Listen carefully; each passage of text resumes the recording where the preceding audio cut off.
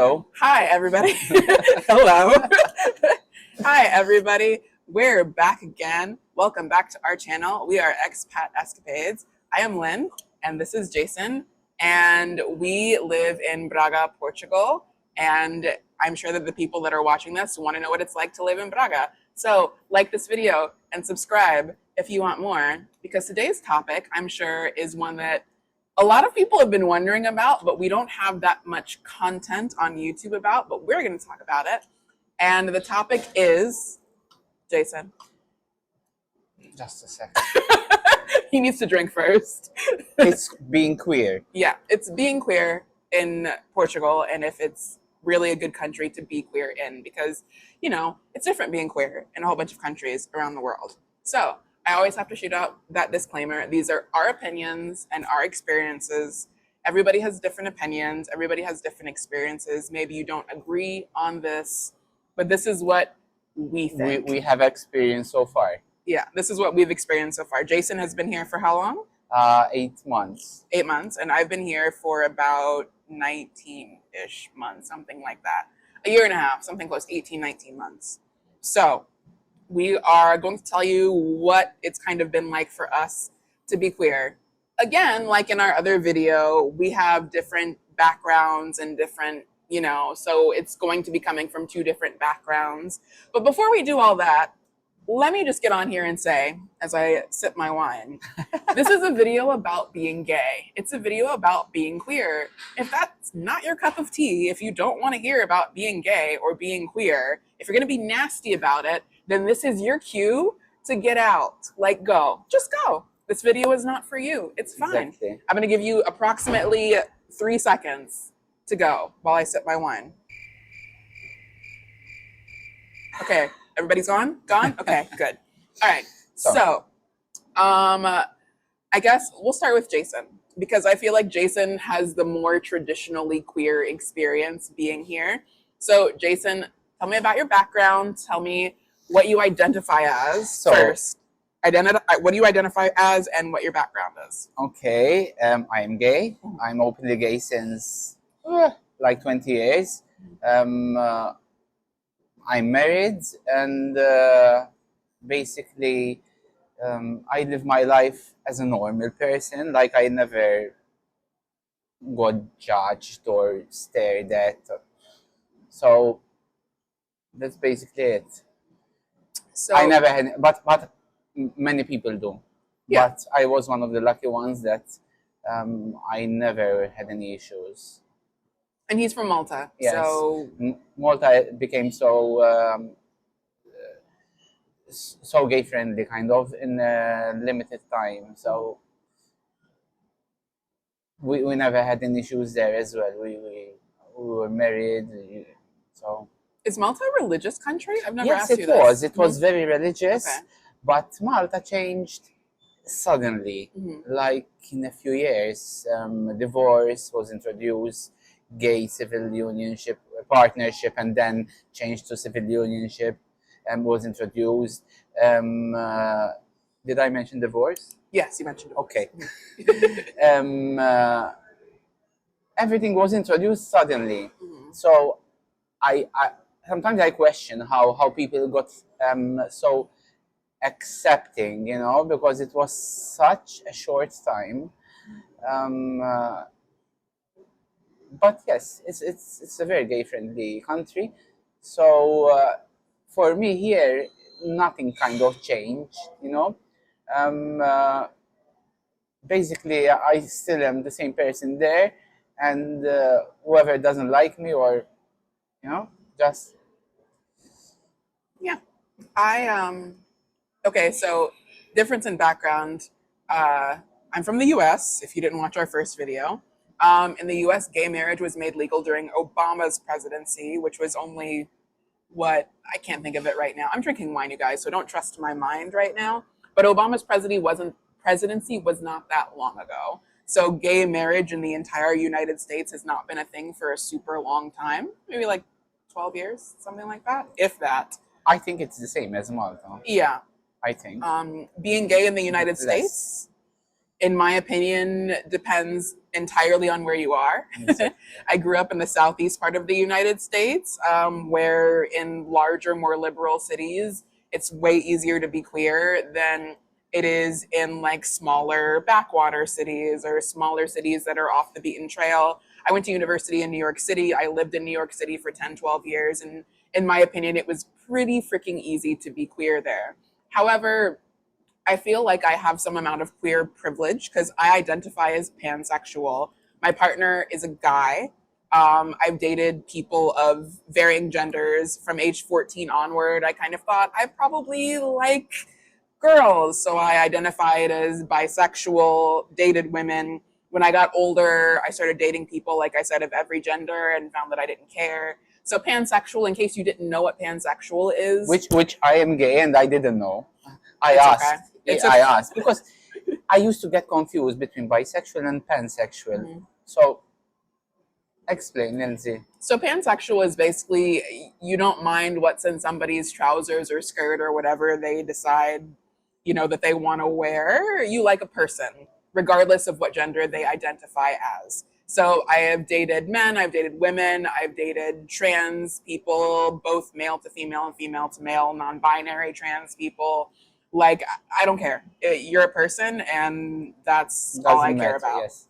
So, but when I say that I feel kind of privileged as a queer person, it's because I'm not front facing queer, I guess. Like, my partner is a guy. So if you see me walking around with my partner, you're not going to point at me and go, oh, that's a lesbian. Even though that has happened to me in my life because I've dated women. Right now, I've been with my current partner for 12 years. So in the past 12 years, people aren't going to point at me and go, oh, that's a queer person. So while I identify as queer, I'm not a forward facing queer, I guess, which is why Jason and I feel like, have different opinions. Now, talking about Portugal, let me preface this by saying we live in the city of Braga, which is probably by far the most religious city in Portugal. Like, there is a church on every corner. Like, the entire older population goes to religious services, like religiously, goes to religious service religiously. There are lots of religious festivals and things like that. Despite this, however, I would say that overall, I feel very comfortable here. What do you think, Jason? Yes, in fact, Malta is a very gay kind of friendly country, but I've seen much more gay people here in Braga than in Malta. And you, you're going to ask, how do you know? Of course, I know one when I see one. But even they don't care. Like, I seen guys holding hands and guys with fishnet t-shirts, guys with heels, you know. So they really don't care, and I think that since the people, they don't kind of look at you and maybe give you stares, you'll feel more comfortable. Um, uh, so far, I haven't got any judgment from anyone. Although, let me tell you one thing. My husband likes to hold my hands, and I don't like that. I literally like let his hands Let him go. be romantic Yes. with you, baby. Let me tell you something. Okay. The first date I went with my husband, we were in Valletta, went to Straight Streets and all the way back to Valletta main door to go out. He held my hand. This is in Malta, right? Yes. First date with husband. Yes. Okay. And of course, nothing is going to happen. Maybe some people will look, but nothing will happen. It's not dangerous or anything. And I was like stiff like this. I was not comfortable. I had to walk all the way to public street like this because I was shy to tell him let my hand go. And I was like, I held his hand and kept on walking. Oh, that's so cute. But even when I'm a queer person, when I see two people, two men or two women holding hands, I do look. But I don't look out of judgment. I look because I find it cute. Yeah. So you never know why people are staring at you or looking at you. I think that I personally, when I see two people of the same gender holding hands, it's for me more of an indicator. Like they're doing it, how are people reacting to them? And while there's a very like large older population and most of them are religious here, they don't really, from what I've seen, give you nasty looks or say anything out loud. They might kind of glance at you, Yes. but overall, I've seen tons of same sex couples holding hands, walking around. Like Jason has said, I've seen lots of, people dressed provocatively. Your stereotypical, like, booty short. We have a guy who rides around our town with, like, a speaker on his bike who wears the tiniest booty shorts you've ever seen in your entire life and a fishnet top. Yes, And I've just, seen. yeah, I've you've seen him. And he Okay. cycles. Yeah, and it's Hell. that man is, first of all, he's hot. Second of all, like, he is very, very queer, obviously. And people barely give him a second glance because not only is he like the resident queer, but also like nobody Also because here. he goes so fast. Yeah. But people here don't, I feel like they don't really care that much. And having come from a country where when I did date women, I've had people basically spit in my general direction in the South when you're holding hands with a girl walking around. Mind you, this was like 15 We're not years ago. I'm not used to that. Yeah. I never experienced some, but they do happen. Yeah, Yes, they do happen. It happens, but I haven't seen it happen here. And even outside of our town, Braga is a conservative town. So I feel like this is the higher end of the spectrum on conservatism. Anywhere else you go is going to be lower. Like when you go to Porto, Lisbon, Guimarães, other towns around us, like it's not, I've never felt uncomfortable, even though I'm not visually front facing. I see people, Yes. lesbian couples, gay couples, transgender people walking around, and they also seem comfortable. So overall, I would think that, it's not the worst place to be And there. Lynn, we don't live in the center. We live in a village. We're village guys, So we have neighbors. We had our landlord, and I have only seen respect so far. So, but maybe I'm lucky. You could get bad neighbors anywhere you go. So, but so far, they know we're two men living together. They know we are gay. But again, in my country, I never had an issue. So even with my neighbors and so. But I guess it's also because we're in 2024. Yeah. Because going back, I'm sure they paved the way. Yeah. For what we are experiencing today. Definitely. And the thing is, it's not only that I feel comfortable as a queer person and my perception of other queer people is that they're comfortable. Maybe I don't know them, but I also do have a large group of queer friends here. Half of my friend group in Braga, since I've come to live here, is queer. Like, I'm not even exaggerating. Half of them, are in same-sex relationships, and I've never had any of them come to me. Mind you, we're all around the same age, and I know that age may be a deciding factor in how you perceive your oppression level. So, like, all of us are around the same age. We're in our mid-30s, mid-30s up to mid-40s, 50, and nobody has come to me and said, I feel oppressed as a queer person here. And this is out of the 10 or 12 queer people I know here. And the fact that I was so easily able to meet queer people here is also another indicator, I think, of how great the queer community is here. Yeah. And when I say queer community, it's not like there's like a huge heart emblazoned on like queer community arrow here, go here to meet all of the gays. No, but even if you go clubbing, yeah, we go to a certain club, yeah, which is not a gay club, but it's a very gay friendly club. It's called Mavi. If you're ever in Braga, go to Mavi. It's an amazing club. Yes, and I also was impressed when you remember that guy that came up to you and told you, "Oh, I love how you're dressed. You're so pretty." It was something I never experienced, that someone queer comes on a woman and tells her, "You're so fabulous. You're so." It was so nice. It was like something out of a movie. It's really nice. I feel like there's more of a collective sense of like togetherness among the queer community here, at least for people our age. Now, that being said, I've been here twice for the gay parade march here, the Pride Parade march that's occurred in Braga. It is substantially smaller than it would be in any larger town, of course. The Porto Pride March is huge. The Lisbon Pride March is huge. And the one here is pretty small. And the first year that I went last summer, it barely even happened. And this was like an organizational hiccup. I don't want to point fingers or say anything like that, but it was an organizational hiccup. Excuse me. Yay, ladies burp too. But anyway, it was an organizational hiccup where like they didn't get a permit to march, and on the day of it was raining and we had to wait 3 hours, and then we didn't have the permit, so they said we can march. So she went to McDonald's instead. I wish I'd gone to McDonald's. I went home and drank wine, bitches. And then this year when it happened, you know, it happened. It went off without a hitch. Like I didn't participate in it this year, but I saw them marching this year. How many people there were?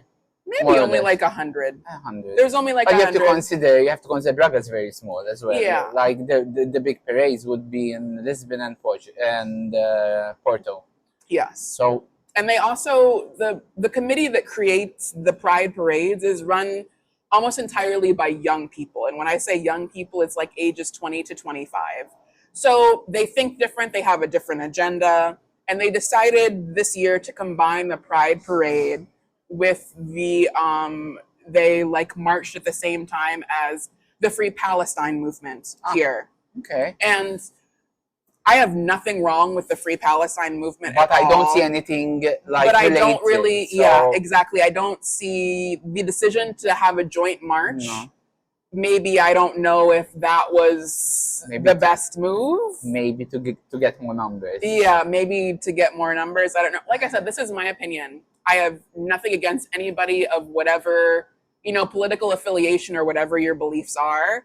But that seemed a little bit strange to me. It's like Pride Parade, but also Free Palestine Parade. And I was like, okay. Lynn, I remembered something. What? So, like 2 months ago, we were having wine in the center. It was something, something, for me it was funny, you know, because it happened suddenly, and like imagine we were having wine, and next to us two older ladies sat down, and they, you know, old people like to start talking, and and of course in Portuguese, and I understand nada, nothing. Yeah. And then she asked, "Is she your wife?" Because we were me, my husband, and a friend of ours. Not me. They didn't ask if I was his wife. And I did like this to my friend. Don't say, because it's an older person. You don't know what they think. Yes, like and he was trying to say, don't tell them. And she said, "No, I'm his friend. They are gay." Pointing to him and his husband. This is his husband. And she was like, and she started, and then the other woman told her, "Stop it," because someone was like telling us what happened. She told her, "So they're gay. I have my nephew gay as well. So stop it. Don't ask. Don't, you know." And then before, can I have one more, please? I'm sorry. We're filming a video in a restaurant, and we also need to drink. Yeah. So drinks. Yes. So, and before they left, and then she was nice. No, she was not nasty. She was shocked. It's like, you know, it's like she never. Maybe she knows. She sees gay people, and she doesn't know they're gay. You know. And the woman before she left, not the one that told me, "Where's your wife?" The other one, she did like this to me. Like she's crazy for saying something about. Yes, don't. She said, "Don't worry about her." You know? But there again, it's not what happened, but it's the intention of doing something. And this woman, she was not maliciously like saying something. She was just purely like out of ignorance, you know, because Yeah. But no, it was funny. It was not something I would leave and I would get upset, you know? Yeah. Yeah, I haven't. I mean, it's probably because I'm not walking around holding girls' hands. I mean, sometimes I walk around holding my girlfriend's hands, but I feel like as a queer person, you can tell when a bunch of girls are walking around holding hands because they're besties, and when they're walking around holding hands because they're going to make out later. So, like, there's a difference. If I'm holding like my best friend's hand, then that's different, and I haven't been holding a lot of female partners' hands because I'm in a monogamous relationship with my male partner. So it's out of all of the reasons that you could be discriminated against in Portugal, in Braga in particular, which I would say would be one of the places, if you're going to get discriminated against, it would be here. Yes. But as we said, because it's the most religious and it's the smallest city. It hasn't happened to me because of any queerness. No. Now, if you want to talk about why you get discriminated against in Braga, that'd be a whole nother video that I'm sure would be way more controversial. But here we're just talking about being queer. So ultimately, the point of this video is that I think for both of us, we feel very comfortable being queer here. I feel like there are lots of other queer people here. It's not very oppressive toward queer people, that I was able to walk into a relatively small town with the downtown area at about 50,000 people and find a gay club within a week. Like exactly I feel like that says a lot. So even us, we feel very comfortable. We just live our normal lives. Respect, and you should obviously you expect respect back, but so far no issues at all. And of course, these are opinions. These are what we went through, so it might not apply for everyone. Yeah, it's just our personal opinion. But yeah, anyway, so that is what we think about being queer in Portugal, being queer in Braga, especially. If you guys have any experiences, good or bad, that you've had in Portugal and you're queer and you want to tell us about your experiences and tell us you had an awful experience or you've had pretty much the same or you've had an even better experience, which, please tell me about that. I want to live there. But please comment, let us know. We'd love to talk to you more about it. And, we'd love to hear about everybody else's experiences. Yes. But so that's all we got to say about the matter. And we're trying to figure out what we're going to do for our next video. So look for it in about a week-ish. We're trying to be consistent, but we busy bitches, okay? We busy bitches. Anyway, we love you. Thank you so much. Thank you so much for watching. Don't forget to like and subscribe, please. And we will see you next time. Bye-bye.